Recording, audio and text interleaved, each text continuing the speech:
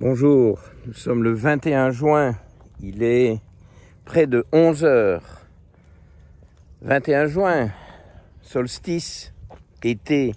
Alors regardez la chose ici. Vous avez vu le ciel qu'il y a? Alors bon, on annonce une chaleur de bête, c'est pour ça que nous nous sommes mis en route tôt. Goliath fait ses besoins, ce qui est un très très bon début, comme ça il sera débarrassé de cette corvée-là. Ça fonctionne bien, très bonne selle. Goliath est de la partie. Enfin, c'est pas le Goliath que vous connaissez. J'ai pris un nouveau. Bon, il devenait vraiment vieux. Bon, à un moment donné, hein, ça devient un peu encombrant et difficile. Donc, j'ai pris un Goliath bis. Bon, voilà. J'ai discrètement mis de côté le vieux Goliath et j'ai un nouveau Goliath, mais je vous rassure tout de suite, c'est un Lhasa Apso. C'est la même espèce. Je lui ai donné le même nom. Parce que c'est plus facile, j'ai le réflexe et vous allez le découvrir dans un instant. Il est bien, il est mieux. Bah écoutez, il a la meilleure mine. Il était temps, hein, parce que 16 ans, ça fait beaucoup. Oh, Goliath, viens ici, il y a un vélo. Allez-y. C'est bon, c'est bon. Ah, bon, ça avait été, il est parti dans l'autre sens. Bon, au fait, tant qu'on est un peu dans les trucs naturels, là, vous avez un truc très intéressant ici. Vous avez un vrai champ, une forte densité d'une plante exceptionnelle qui est proche de la bourrache, qui est une Boraginacée, qui est l'échium. Alors, c'est une merveille. Le bleu, la forme des fleurs, un truc de dingue. Et alors, l'huile qui vient des graines d'échium est très, très intéressante. Très intéressante, il a des acides gras très spéciaux. Oh, le nouveau Goliath éternue. L'ancien n'éternuait pas, ou plus. Bon, sujet du jour. Attendez. Bon, allez, je le ramasse parce qu'il faut que je vous le montre quand même. Je sens qu'il y a de l'émoi dans les chaumières. Voilà, un nouveau Goliath. Toiletté, hier soir. Qu'est-ce qu'il y a, Goliath? Oh, il a avalé de travers. Toiletté hier soir par un nouveau toiletteur, parce qu'on n'a pas le temps d'aller chez sa toiletteuse habituelle en Belgique. Puis c'est une journée fort fatigante pour lui et pour moi. Enfin, ça bouffe beaucoup de temps. On ira, mais en été, aux vacances. Et donc, hier soir, il a eu un nouveau toiletteur, ce qui donne le Goliath 2.0. Et ce toiletteur, c'est moi. Ça a nécessité une nouvelle bataille des Ardennes, pas moins impressionnante que la précédente, enfin, quoique. La précédente, ça a été un carnage inoubliable. Donc, voilà, on s'est battu pendant 1 heure, et voilà le résultat. Pas trop mal, hein? Regardez la bébête. Hein? Qu'est-ce qu'il y a? Tu as avalé de travers, ou tu as du hockey. Bon, écoutez. Là, on est en chemin pour un endroit. Alors là, un endroit où on est dans l'escalade. C'est un endroit, j'y suis jamais venu. Je découvre qu'il y a quand même pas mal de marches pour aller jusque-là. Donc, je vais quand même un peu porter le petit Goliath parce qu'il fait déjà très chaud. Et je ne veux pas non plus trop le fatiguer, quoique ici à l'ombre, ça va mieux lui plaire.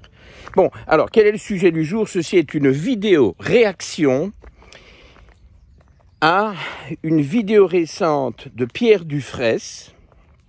Alors, Pierre Dufraisse, beaucoup d'entre vous le connaissent. C'est notamment le grand spécialiste de l'hormèse, un naturopathe d'exception, qui m'a invité il y a déjà pas mal de temps, hein, je ne sais plus moi, ça fait 2-3 ans, il m'a interviewé, il y a eu énormément de vues, et ça m'a amené énormément de nouveaux abonnés, énormément. Il m'a fait connaître dans ce milieu naturopathique, où j'étais pas connu, puisque moi je suis médecin, et donc bon, c'était un peu logique. Alors, ici, il a publié, il y a peu, le temps que vous entendiez ceci sur YouTube, bon, ben, ça va évidemment faire peut-être, je sais pas moi, une bonne quinzaine de jours. Vous retrouverez facilement sa vidéo sur YouTube avec son nom, Pierre Dufraisse, et génomique. Il a fait une vidéo sur la génomique. Et ceci est une réaction à sa vidéo sur la génomique. Alors, bon, ici il fait bien embrasé. Je remets Goliath par terre, on va voir ce qu'il fait. Okay, je ne sais pas du tout la durée de ce truc. Ne vous étonnez pas s'il me faut plus qu'une demi-heure, parce qu'on doit arriver à cet endroit. Accrochez-vous, hein, c'est un endroit, je n'y suis jamais allé, mais c'est une des plus belles vues du Luxembourg, si pas la plus belle. Bon, il y en a plusieurs qui sont très belles, mais celle-ci, si vous avez sous la main un dépliant touristique du Luxembourg, vous avez la vue sur le dépliant que vous allez voir ce vendredi soir, live, pour ceux qui m'écoutent et qui participent au live chat, ce que je vous encourage à faire. Bon, il y a des odeurs de chien, visiblement, ici. Hein. Vous voyez ? Ah oui. Et donc, alors, il a fait une vidéo qui est courte, qui s'écoute facilement. Je vous incite à l'écouter, d'ailleurs, parce que finalement, je vais me référer à certains de ses propos. Il préfère monter que descendre. Hein. Et toujours, c'est son genou droit, bref. Vous connaissez ça. Et donc, on redescendra, je le porterai, bon, on y arrivera. Et donc, alors, je vais tout de suite vous dire mon opinion. Mais si j'ai ressenti le besoin de faire une réaction, vous doutez bien que j'ai quand même des choses à dire. Ce qui veut dire que je ne suis pas d'accord avec tout, sinon j'aurais écrit Amen dans le commentaire. D'ailleurs, j'ai placé un commentaire auquel il a réagi très bien. Il m'a remercié, donc je veux dire, on est parfaitement en accord. Mais je trouve que je voudrais que cette capsule, il s'agit d'une moi c'est pas des vidéos, c'est des capsules, vous avez compris ça. Il faut toujours un peu se distinguer. Donc Goliath, on monte ou on descend? Et donc, il a surtout raison. Je n'oserais pas dire qu'il a surtout tort. Mais enfin, il a quand même un peu tort. Oups, je crois que je vais avoir ces 250 000 adeptes, ces affidés, comme, je trouve que c'est pas mal le mot, affidé, un peu vintage. Hein? C'est peu ou prou vintage, ok? Vont me tomber dessus et me déchirer sur les réseaux et ma chaîne va sombrer instantanément. Donc il a surtout raison, il a un peu tort. Alors, où il a, mais 100% raison, il suffit d'écouter le tout début de sa vidéo que je viens de réécouter en venant ici parce que comme ça, j'ai un peu frais à l'esprit les termes qu'il utilise, etc. Bon, Goliath on fait un peu le tour du coin, on reprend la bébête et on descend plus bas. Parce que j'ai pas trop envie de le mettre en laisse et donc il sait pas trop où on va. Bref, donc début de vidéo, il dit, donc c'est une vidéo sur la génomique, hein, exclusivement. Et il dit, la génomique, beaucoup de gens lui font part de leur peur à l'idée que des tests génomiques vont leur révéler qu'ils vont avoir des risques accru, peu ou prou, de diabète, de cancer et de sclérose en plaques, etc. Mais c'est les trois maladies qu'il cite, diabète, cancer, sclérose en plaques. Bon, et alors, ça le gêne que les gens aient peur de ces risques.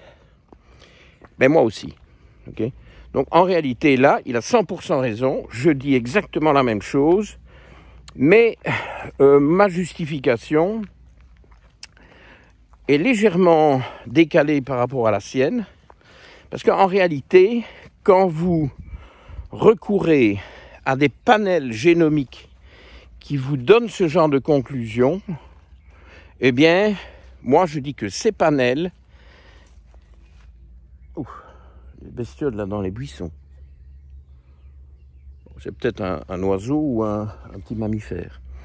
Il y a de la nature partout. Hein. Ici, encore, vous allez encore à voir les oiseaux. Hein. Vous entendez les oiseaux. Hein. Je vous donne des oiseaux tous les vendredis soirs. Enfin, pas à entendre des oiseaux. Et donc, ces panels en question, des gros panels, qui impliquent évidemment des budgets quand même pas négligeables, et qui dit budget dit business, hein. Quelques centaines d'euros, business, quand c'est prescrit par des professionnels de la santé, Bon, soyons clairs, il y a dichotomie derrière, hein, ne nous cachons pas. Quand c'est vous qui les achetez en direct, ça reste un business, mais c'est vous qui payez. Bon, faites ce que vous voulez. Hein. Moi, je dis que ces panneaux, et là, je vais paraphraser Vincent Foulonneau, qui se reconnaîtra, je suis certain qu'il va écouter ma vidéo, et je lui dis bonjour, d'ailleurs, par la même occasion. Je vais le paraphraser, mais je vais être plus politiquement correct, je vais dire c'est du BS. C'est du BS. Je ne vais pas faire comme lui, qui a une manière de dire, d'affirmer, de prononcer, qui est unique, qui n'appartient qu'à lui, que c'est du bullshit. Donc moi je dis pas bullshit, mais lui, en plus, la façon dont il dit bullshit, est-ce qu'il y a un petit accent français là-dedans, je ne sais pas quoi, c'est délicieux. Donc ces panneaux, c'est pas du bullshit, mais c'est du BS. Vous suivez, acronyme, BS. BS, bullshit. C'est pas bon. Ce n'est pas bon. Ah, une barrière. Ça, c'est pour ne pas laisser les gens aller en voiture. Il y a un petit contournement ici que je prends avec mon Goliath en main. Regardez, ça c'est du Goliath. Du Goliath Babou, du Goliath 2.0. Toiletté.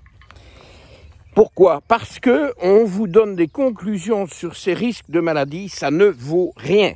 Rien. Rien. C'est basé sur un gène ou l'autre. C'est pas complètement dénué de sens, mais c'est incomplet. Il y a certainement d'autres gènes. Ce sont des maladies très complexes, multifactorielles, plein de gènes impliqués, dont on ne connaît pas toutes les connexions géniques, et dont on connaît encore moins tous les génotypes. Des génotypes, il y en a des millions potentiellement. On n'en connaît que certains. Et donc je vous donne tout de suite la première conclusion à tirer de cette capsule, c'est n'utiliser que les génotypes qui sont formels, qui sont indiscutables, même si le neurogourou des Pyrénées, il les discute, les plus indiscutables, il les discute, pas tous, il discute ceux qui nuisent à sa propagande.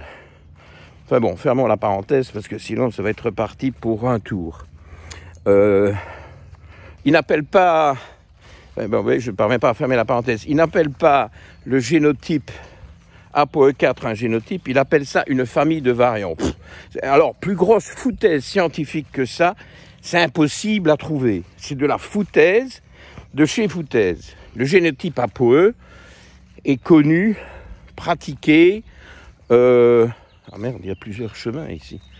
Bon, c'est à ce train-là, on ne va pas y arriver au truc. Hein. Alors, aidez-moi, je vais par là, ça a l'air un chemin merveilleux, ou je vais par là, qui est le chemin principal. Bon, je choisis le chemin principal. J'espère qu'on va y arriver au point de vue. Sinon, je vais vous faire une vidéo d'1 heure, le temps que j'arrive à vous le montrer. Ah, merde, j'ai dit que c'était un point de vue déjà. J'ai lâché une partie du secret, parce que c'est the point de vue. Donc, le génotype ApoE, voilà, ça c'est un génotype indiscutable. Indiscutable. Vous avez 3 versions. E2, E3, E4. Vous avez évidemment toutes les combinaisons possibles puisque vous avez, comme vous le savez, un père et une mère. Et donc, qui peuvent vous donner n'importe lequel des 3. Et donc, vous avez quand même toute une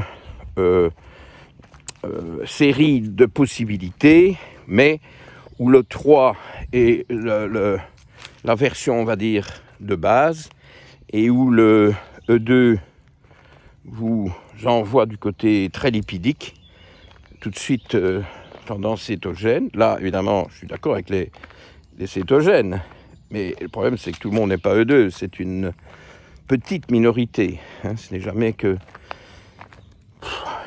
5, 6, 7, 8% de la population, ça dépend un peu des régions. Et puis de l'autre côté, c'est le 4 avec ses soucis, parce que ça augmente des risques cardiovasculaires et de neurodégénérescence, ce qui peut faire peur. Donc là, ça renvoie un peu aux propos de Pierre. Hein, l'ApoE4 peut faire peur, mais ça ne devrait pas faire peur. Si on a peur de l'ApoE4, c'est parce que on n'a pas compris le principe. Et là, Pierre a tout à fait raison. C'est pas parce qu'on est ApoE4 qu'on va faire une maladie d'Alzheimer. Pas du tout. Il y a plus de 3 qui font un Alzheimer que de 4. Pourquoi? Parce qu'il y a 3 fois plus à 4 fois plus de 3 que de 4. Et ceux qui... ceux qui mangent mal et qui se comportent mal et qui boivent, qui fument et qui ne dorment pas et qui font n'importe quoi. Moyenne. Ah, il y a du... L'endroit de rêve, il faut faire du VTT. Hein. Si vous aimez bien le VTT, alors là, c'est ici qu'il faut venir. Vous allez voir le truc. Je crois quand même qu'on va y arriver. Je sens les armes, je devine des choses. Et donc, cette 4 peut faire peur, mais c'est pas comme ça qu'il faut réagir. Il faut se dire, c'est bien de savoir qu'on est E4, et je vais vous expliquer tout de suite pourquoi rapidement. Si vous êtes E4 des 2 parents, E4, 2% de la population, c'est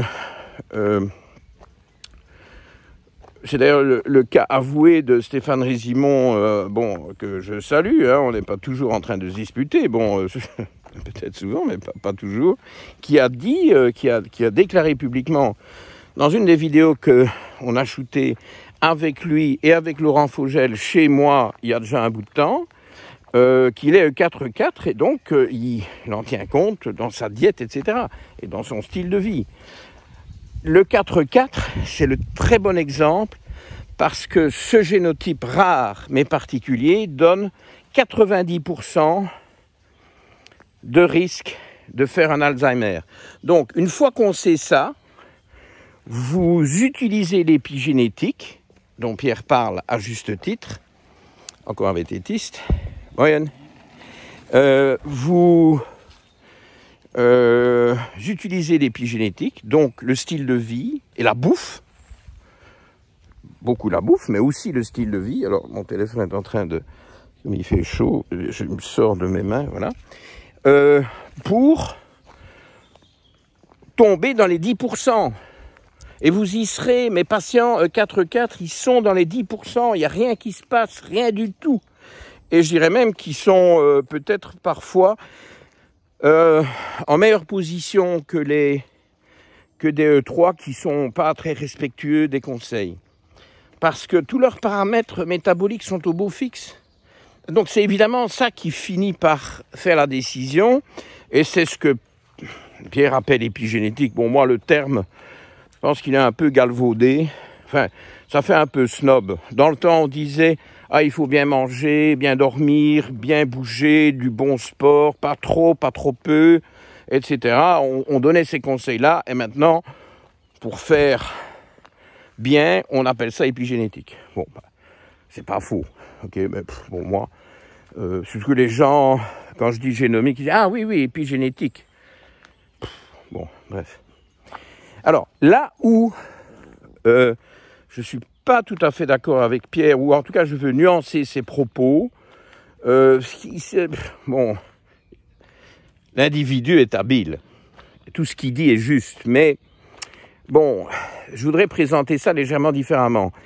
Il a quand même l'air, si j'ai bien compris, si j'écoute bien entre les lignes, écoutez entre les lignes, docteur Mouton, est-ce que vous n'êtes pas 4-4, vous, au fait?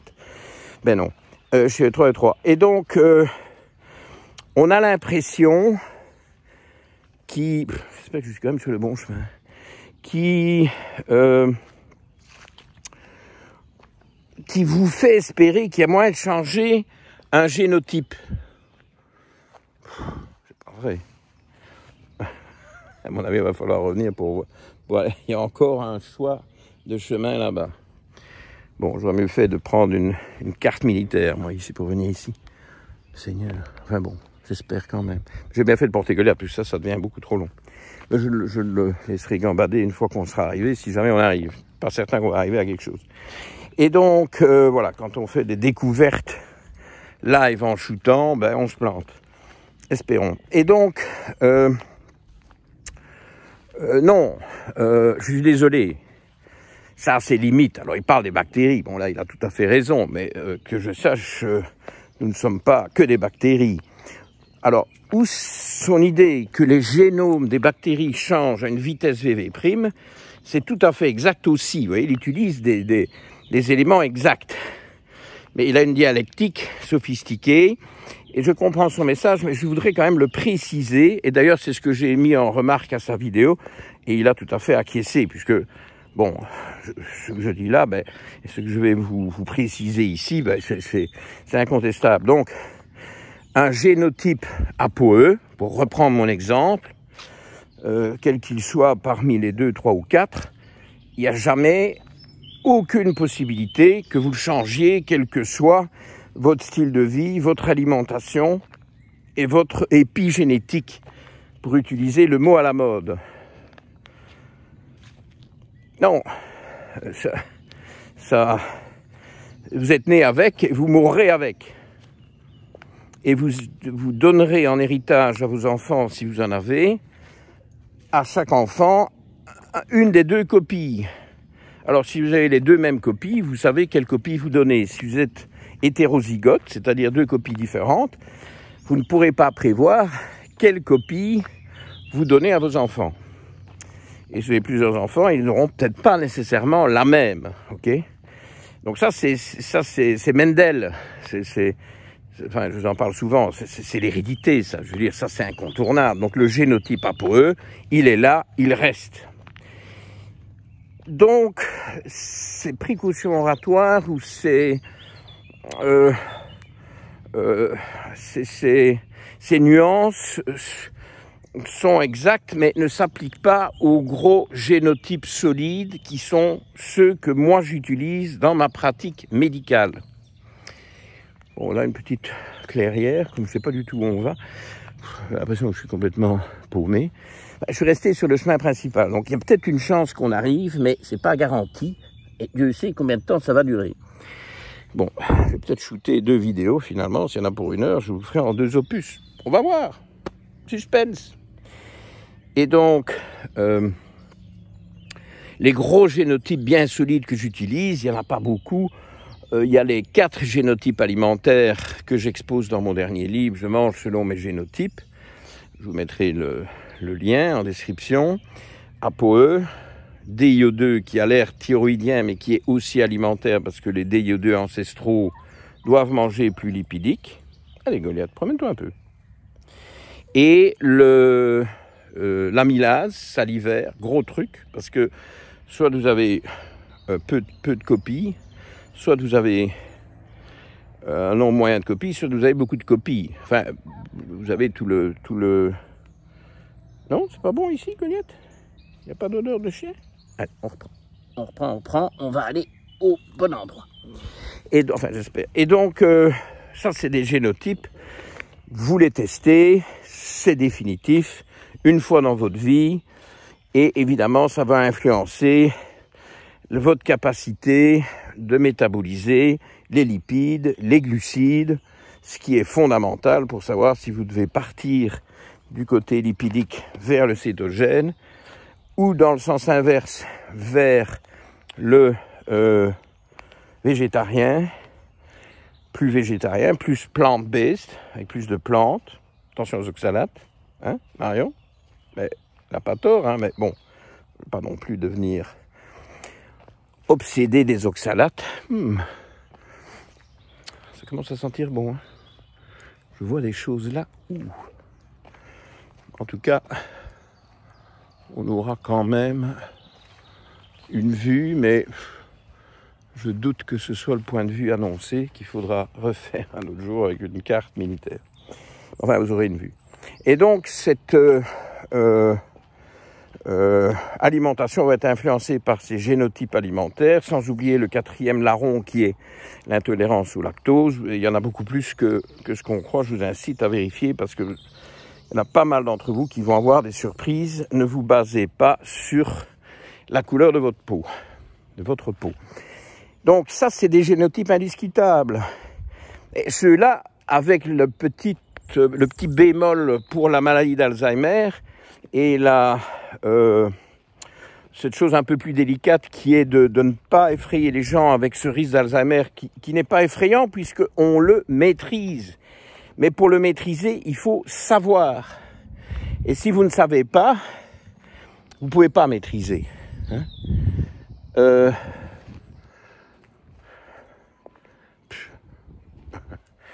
Ouais. On voit, mais je crois pas que c'est le point de vue annoncé. Ils auraient quand même pu mettre une flèche, hein, vous ne croyez pas? Parce que j'ai bien regardé et j'ai pas vu de flèche. Donc, vous aurez quand même quelque chose. Et donc, ce lactose, faites gaffe, hein, parce qu'il y a beaucoup de... Oula, le vent ici. On a suivi une courbe, beaucoup de vent. Et donc, c'est une génomique indiscutable, celle-là, qui ne doit pas faire peur, qui doit informer et vous permettre d'agir dans le bon sens. Et ça, c'est tout l'enseignement de Pierre aussi, hein, d'agir, d'être responsable de votre propre santé. Mais pour ça, il faut savoir de quoi on parle. Alors, ouais, ben, c'est quand même plus ou moins juste ici. On avance encore un peu. Ça va être un peu plus long que prévu.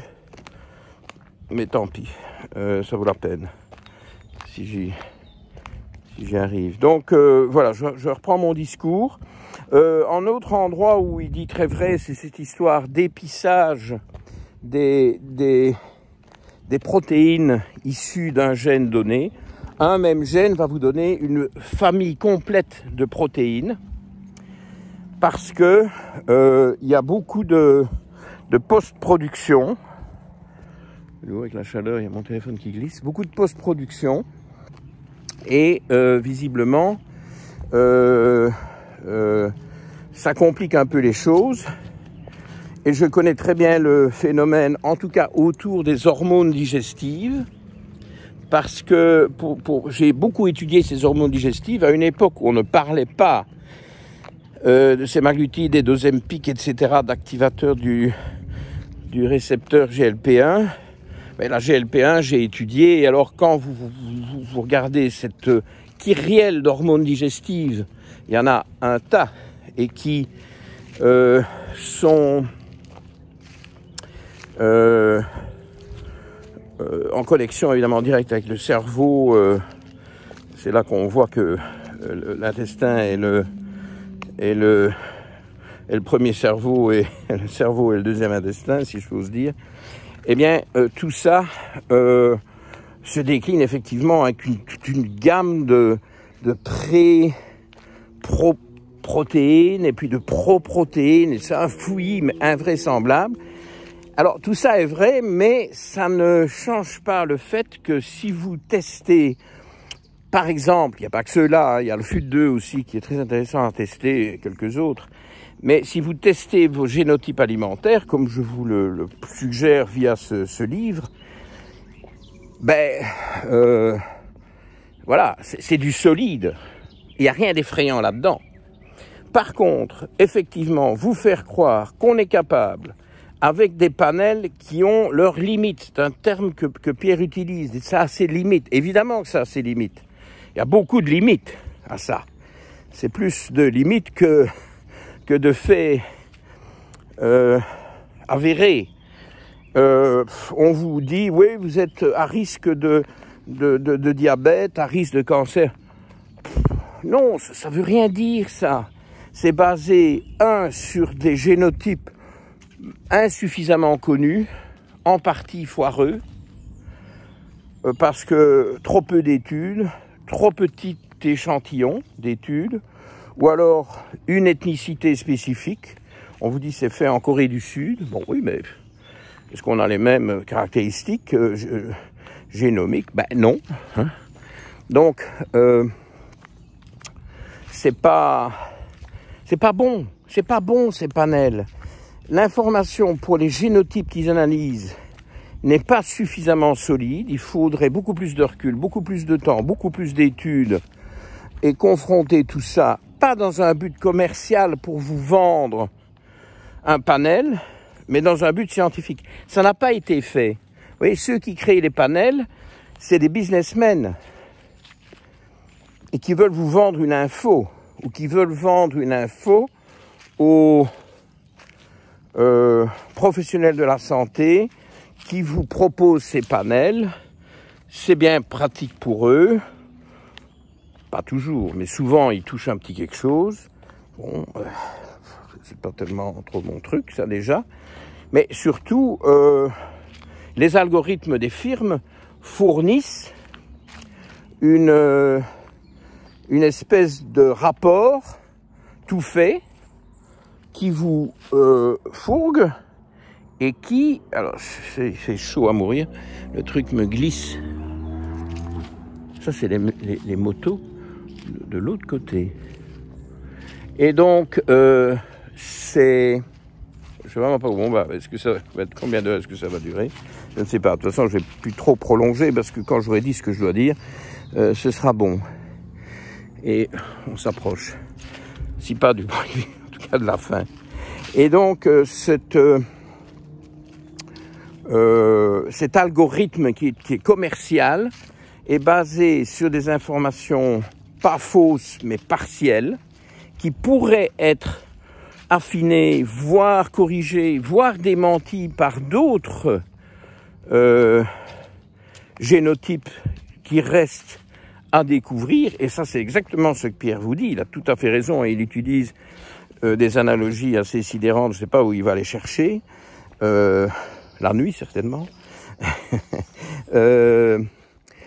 Pour vous expliquer que effectivement, je crois qu'il dit qu'on connaît à 2%. C'est pas faux. Enfin, je veux dire, il y a beaucoup plus à découvrir que ce qu'on sait. Mais ce qu'on sait dans les exemples que je vous donne, c'est solide et ça va pas changer.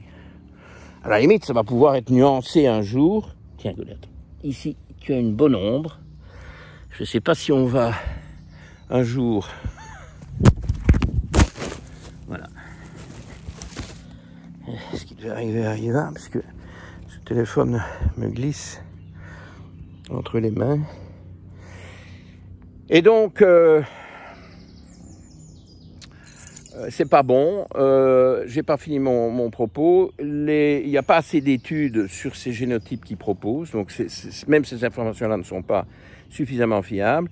Et puis, il manque des génotypes qu'on ne connaît pas encore. Bref, de là à vous dire que vous avez un mauvais foie, un risque de diabète, un risque de cancer, c'est de la foutaise. Vous jetez ça. Éventuellement, vous dites, bon, il y a peut-être l'un ou l'autre là-dedans. Tout n'est pas à jeter, mais la plupart est à jeter. Donc, merci Pierre d'avoir soulevé ce lièvre, mais je voulais restaurer quand même l'honneur d'une bonne génomique, qui est une génomique ciblée. Bon, voilà, il a un peu reniflé. Allez, viens. On va encore marcher 2 minutes. Et puis, on va mettre fin à tout ça parce qu'on arrive à rien, visiblement. Sauf que tout glisse. Le téléphone glisse. Goliath glisse. Bon, après, il va falloir retourner. Mais c'est bien, ça nous fera un peu de marche. Je le ferai un peu... Il aime bien monter, hein, il n'aime pas descendre. Ici, on est en descente. Je ne savais pas que ça descendrait comme ça. Je vais finir par me retrouver... non pas à un point de vue, mais à la flotte, si vous voyez ce que je veux dire. Goliath glisse de plus en plus. L'expédition tourne. Patience, on va peut-être quand même finir par arriver à nos fins, mais la probabilité d'y arriver diminue au fil du temps. Qu'est-ce qu'il a encore évoqué, Pierre, qui était intéressant? J'essaie de me souvenir. Le mot limite est très très judicieux. Mais il faut pas, les Anglais disent, il faut pas jeter le bébé avec l'eau du bain. Proverbe anglais typique. Donc ça, je crois que c'est d'application. Alors, écoutez, c'est le 12e embranchement qu'on trouve. Il n'y a jamais le moindre panneau. Donc, voilà quoi. À part se promener éternellement. Vous restez avec moi? Bon, allez, pour ceux qui font le live chat, il est passé 20 heures. Bon, l'endroit n'est pas mal. J'espère que vous accepterez ça. Il y a les chants des oiseaux que vous avez pour le moment toutes les semaines, puisque les chats font grève, et que donc on est bien obligé d'aller shooter à l'extérieur et leur foutre la paix. Ils seront en nager en début d'après-midi. Nous verrons pour la semaine prochaine, mais et les chats, ils sont quand même ils n'en font qu'à leur tête. Donc, j'essaie de réfléchir, voir si j'avais autre chose à vous dire. Bon,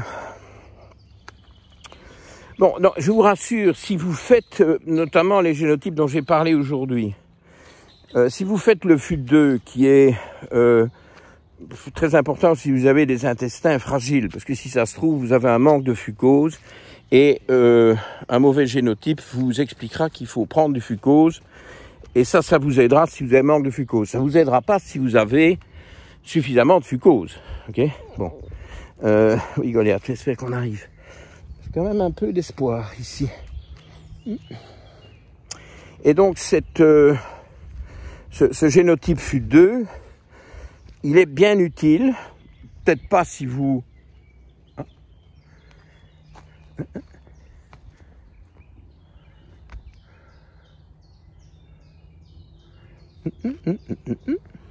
L'espoir renaît. Ok. Alors, qu'est-ce que ça veut dire? Rien. J'attends quand même qu'on me mette le nom de l'endroit bien précis où je vais. Mais ici, on monte. Un petit radar. Alors là, il y a encore des indications. On est en plein suspense. Bon, ministère de l'économie, direction générale du tourisme. Bon, ben moi, je cherchais un endroit touristique. On a peut-être encore nos chances. Le fait qu'on monte me plaît. Et donc, ce FUT2, ça vaut la peine, c'est 60 €. Bordel, une fois dans votre vie. Maintenant, si vous avez des intestins en béton, bah non, ça vaut pas la peine. Mais dans le cas contraire, vous pouvez quand même faire cet investissement une fois dans votre vie. Ça va peut-être régler votre problème intestinal. Ou.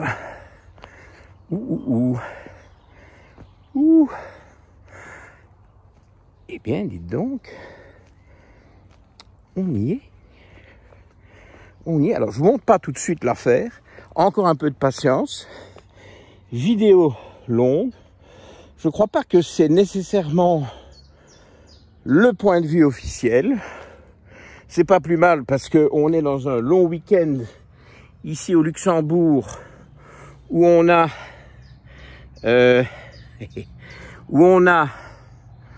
lundi, on est samedi, on a lundi fête nationale luxembourgeoise, gros férié, donc un long week-end de 3 jours. C'est bondé de gens, alors que d'habitude il n'y a pas un chat, mais c'est jamais excessif ici au Luxembourg.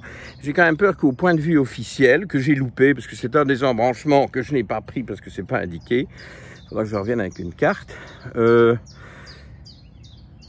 y aurait eu des gens, et moi j'aime bien, c'est entre vous et moi, ok?